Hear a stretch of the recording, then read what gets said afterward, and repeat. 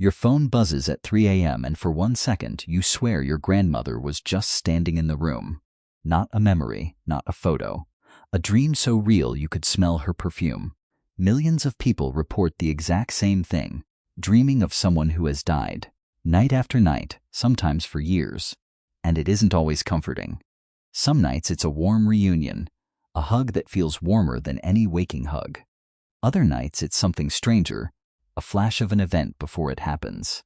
A missing Lego piece found in a dream 3 days before it turns up in real life. A collapsing building seen in sleep days before the news reports it. Coincidence? Or is the brain doing something science hasn't fully mapped yet? Today we're going somewhere most sleep videos refuse to go. Not to mock the experience, not to explain it away, but to actually look at what neuroscience and psychology say is happening when we dream of the dead, and when we seem to dream the future. Let's start with grief, because that's where most of these dreams begin. When someone we love dies, the brain doesn't just accept it and move on. It keeps replaying fragments, conversations, faces, unfinished goodbyes. Neuroscientists have a name for what happens next: memory consolidation. Think of your brain at night as a librarian working after closing hours. It pulls emotional fragments off the shelves of your mind one by one. It sorts them, files them, tries to make sense of the mess grief leaves behind. For many people, that sorting process takes the shape of a visit. The person you lost appears, not as a ghost, but as your own mind trying to finish a story that got cut off. That's why the dream often feels unfinished too. A hug that gets interrupted, a sentence that trails off. Your brain isn't lying to you. It's processing something real, using the only language it has: images. Psychologists call this a form of dream therapy, even though no therapist designed it. It happens automatically, every night, whether you want it or not. Some researchers believe these dreams are the mind's way of giving you a safe space to say what you never got to say out loud. A last argument you never resolved. A thank you never said. In the dream, you get another chance. And that's not weakness or delusion. That's your brain trying to protect you from carrying an open wound forever. But here's what gets stranger.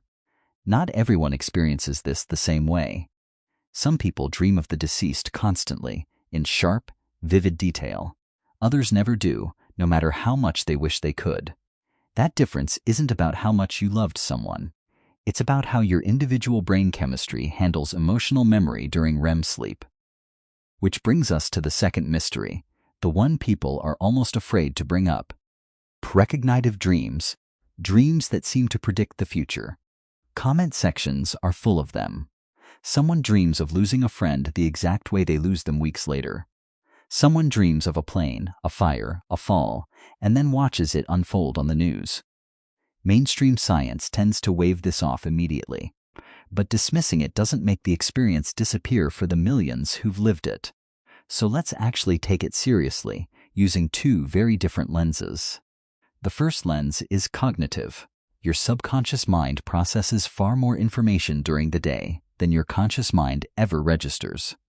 A tone of voice, a look on someone's face, a pattern you don't consciously notice. At night, when logic goes quiet, your brain assembles those unnoticed clues into a scenario. Sometimes that scenario turns out to be eerily accurate, not magic, just pattern recognition working in the dark. The second lens comes from psychiatrist Carl Jung, and it's far stranger. Jung believed some events aren't just caused by each other, they're connected by meaning. He called it synchronicity, two things happening together that feel linked, even without a direct cause. In Jung's view, a dream and a future event might not be a prediction at all. They might be two expressions of the same deeper pattern in your life. Whether you lean toward the scientific explanation or the Jungian one, both agree on something important. These dreams are not random noise. They mean something to the mind producing them.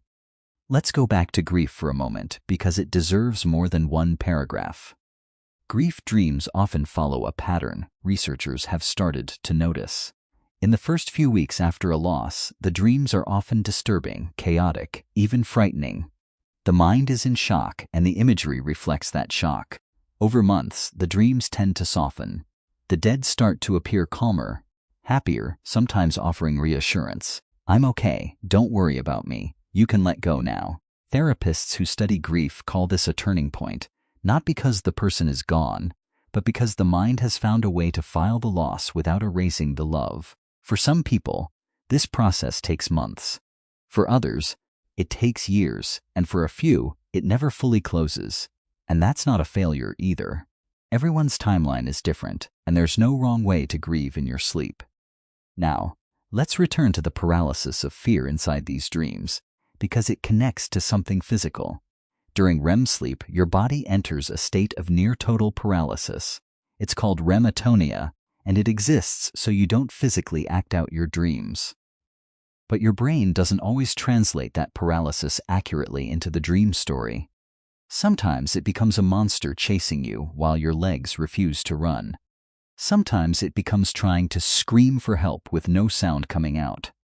Your body is frozen in reality, and your mind writes that frozen feeling into whatever scene it's building. This is why nightmares of helplessness are almost universal. They aren't about weakness. They're your brain translating a physical state into a story. Once you understand that mechanism, those dreams lose some of their power to frighten you. It's not a warning. It's not a curse. It's biology doing what biology does. Now let's bring the two threads together, the dead we dream of and the futures we seem to predict. Both point to the same underlying truth about the sleeping brain. It is not simply off at night. It is working, sorting, connecting, sometimes in ways that feel supernatural because we don't yet have the full map of how it works. Science hasn't caught up to every experience people report. That doesn't mean the experience is false. It means the explanation is still being written. Some of the most respected sleep researchers alive today openly admit this. We understand far less about dreaming than most textbooks like to pretend. So where does that leave you? If you're someone who dreams of someone you've lost, it leaves you with permission to see it as meaningful, not just chemical noise. Your brain chose that person, that scene, that moment, out of an infinite number of images it could have created.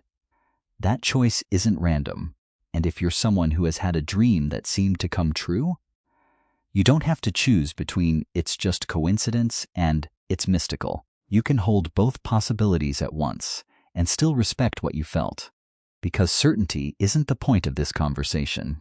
Understanding is. The brain that generates your dreams is the same brain that loves, grieves, and notices things you don't consciously register.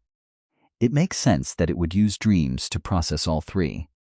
So the next time someone you've lost visits you in your sleep, you don't have to explain it away. You can simply let it be what it feels like, a visit, a message, a piece of unfinished love finding its shape. And the next time a dream seems to know something before it happens, you don't have to pick a side. You can stay curious instead. Because the truth is, we are all sleeping through one of the least understood processes the human brain performs. And maybe that mystery is exactly why dreams have mattered to every culture, in every era, for all of human history.